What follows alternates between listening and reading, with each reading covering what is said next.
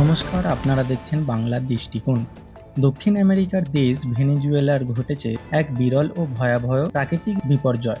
মাত্র ৩৯ সেকেন্ডের ব্যবধানে আঘাত এনেছে দুটি শক্তিশালী ভূমিকম্প যার মাত্রা ছিল যথাক্রমে ৭.২ এবং ৭.৫। এই জোড়ো ভূমিকম্পে কেঁপে ওঠে রাজধানী কারাকার সহ দেশের বিস্তীর্ণ এলাকা। প্রথম কম্পনের পর মানুষ যখন নিরাপদ আশ্রয়ের খোঁজে ছুটছিল, ঠিক তখনই আরও শক্তিশালী দ্বিতীয় ভূমিকম্প আঘাত হানে। মুহূর্তের মধ্যে বহু ক্ষতিগ্রস্ত হয়, বিভিন্ন এলাকায় ভবন ধসে পড়ার খবর আসে এবং ব্যাপক আতঙ্ক ছড়িয়ে পড়ে। আন্তর্জাতিক বিমানবন্দরের একটি অসংখ্য ক্ষতিগ্রস্ত হয়েছে বলে জানা গেছে। সরকার জরুরি অবস্থা জারি করেছে এবং উদ্ধারকারী দল ধ্বংসস্তূপের নিচে আটকে পড়া মানুষদের উদ্ধারের কাজে লেগেছে। প্রাথমিকভাবে কয়েক ডজন মানুষের মৃত্যুর খবর পাওয়া গেছে, আহতদের সংখ্যা কয়েকশো ছাড়িয়েছে। তবে ক্ষয়ক্ষতির প্রকৃত চিত্র আরও ভয়াবহ হতে পারে বলে আশঙ্কা করা হচ্ছে।